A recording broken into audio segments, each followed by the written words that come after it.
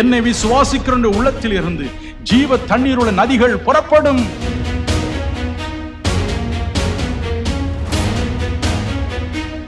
நீர் இதை செய்தால் தான் உம்மை விடுவேன் என்று அவரோடு போராட என்னால் முடிகிறது. அவரை காணும் பாக்கியம் பெற்றதின் கர்த்தர் உங்களை மட்டும் ஆசீர்வதிக்க போவதில்லை, உங்களை மட்டும் நடத்த போவதில்லை.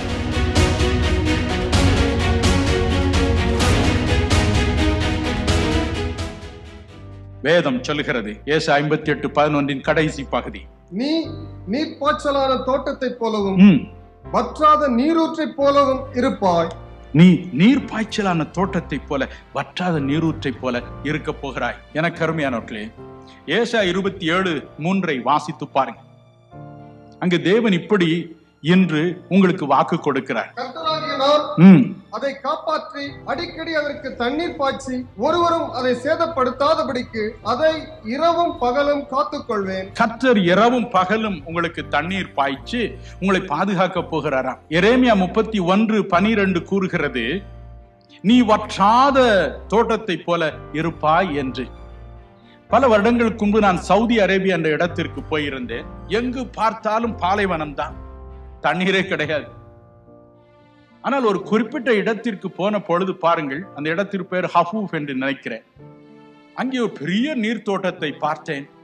அழகிய நீர்ப்பாய்ச்சலான தோட்டம். அவள் சொன்னார்கள், ஐயா, இந்த ஊரில் இந்த ஒரு குறிப்பிட்ட இடத்தில் மட்டும் ஒரு நீரூற்று இருக்கிறது, அதிலிருந்து வருகிற தண்ணீரை வைத்து இந்த அழகான தோட்டத்தை, நீர்ப்பாய்ச்சலான தோட்டத்தை வைத்திருக்கிறோம் என்று சொன்னார். அந்த நீர் தேக்கம் இந்த தோட்டத்திற்கு மட்டும் தண்ணீர் கொடுக்கவில்லை, இன்னும் தொடர்ந்து போகிறது. கர்த்தர் சொல்லுகிறார், இந்த தண்ணீர் பாய்ச்சும் வேலையை நானே எடுத்துக்கொள்கிறேன். ஆண்டவர் அப்படித்தான் உங்களை நீர் பாய்ச்சலான தோட்டமாய் மாற்றப் போகிறாராம், வற்றாத நீரூற்றாய் மாற்றப் போகிறாராம். எனக்கு அருமையானவர்களே, வேதம் என்ன சொல்லுகிறது பாருங்கள்.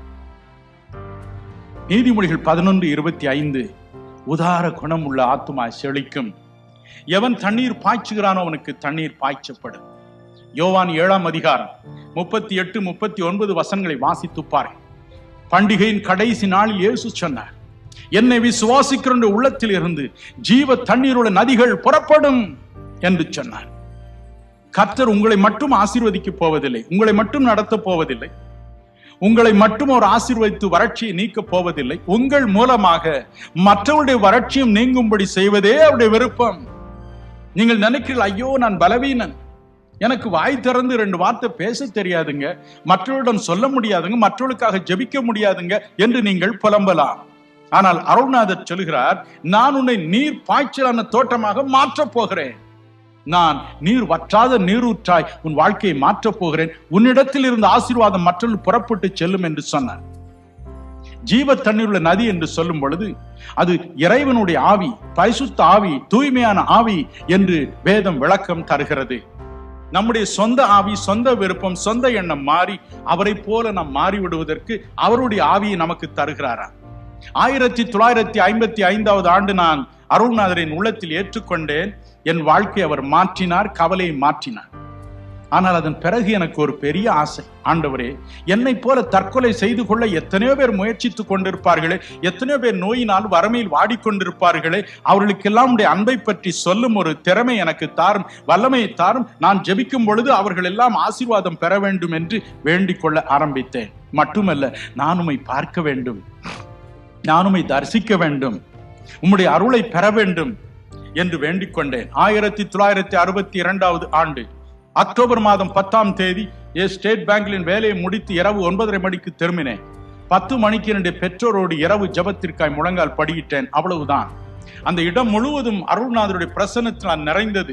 வானம் திறந்தது, வானத்திலிருந்து ஒரு ஒளி வீசியது.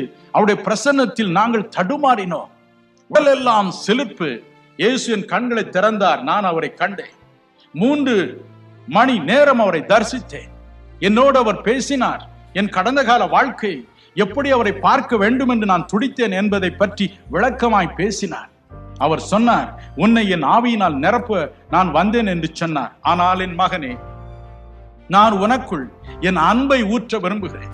என் மனதுருக்கத்தை ஊற்ற விரும்புகிறேன். உன் கல்லான இருதயத்தை உடைத்தெறிந்து இன்று மனதுருக்கம் உள்ள என் மனதுருக்கம் உள்ள இருதயத்தை உனக்குள் நான் வைக்க விரும்புகிறேன். என் அன்பின் ஆவியை உனக்கு தர விரும்புகிறேன். உலகமே அன்பை பற்றி கேள்விப்பட்டிருக்கிறது. ஆனால் ஒரு மனிதனுடைய வாழ்க்கையில் இந்த மனதுருக்கத்தை, அன்பை அது இன்னும் பார்க்கவில்லை.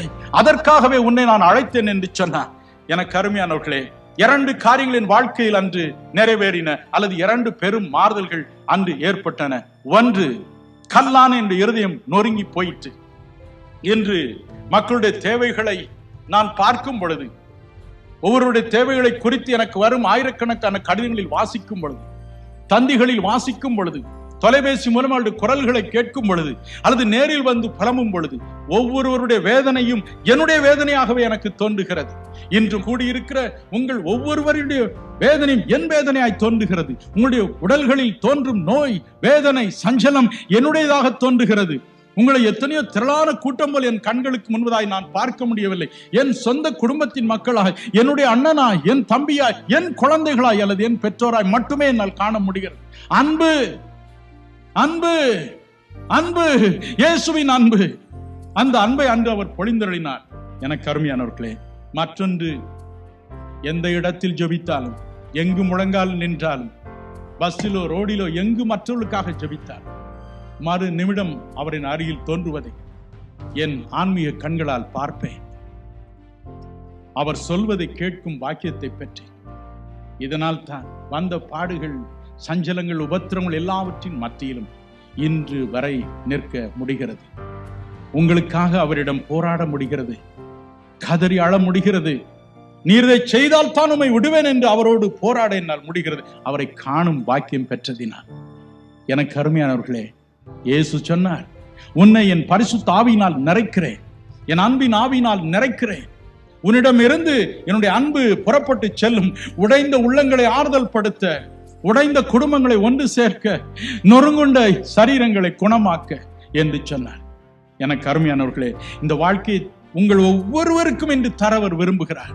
ஒவ்வொருவருக்கும், ஒவ்வொருவருக்கும், ஒவ்வொருவருக்கும். பல வருடங்களுக்கு முன்பு நான் கனடா தேசம் போயிருந்தேன். உலக பிரசித்தி பெற்ற நயாகரா நீர்வீழ்ச்சியை காணும் ஒரு பேற்றினை அன்று பெற்றேன். அப்பொழுது அவரிடம் நான் கேட்டேன், ஐயா, இரவும் பகலும் 365 நாட்களும் தண்ணீர் இப்படி வந்து விழுந்து கொண்டே இருக்கிறதே, இந்த தண்ணீர் வற்றாதா, அருவி வற்றாதா, எங்கிருந்து தண்ணீர் ஓடி வருகிறது என்று கேட்டேன். அவள் சொன்னார்கள், ஐயா, 5 குளங்கள் இருக்கின்றன, இந்த 5 குளங்களில் இருந்து தண்ணீர் வற்றாமல் ஓடி வந்து கொண்டே இருக்கின்றன என்று சொன்னார்கள்.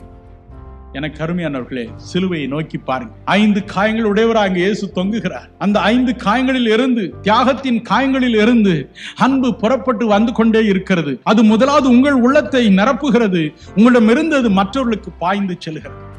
இதற்காகவே இயேசு நம்மை தெரிந்து கொண்டார், வற்றாத நீரூற்றாக நம்மை மாற்ற. மனம் கலங்காதிருங்கள்.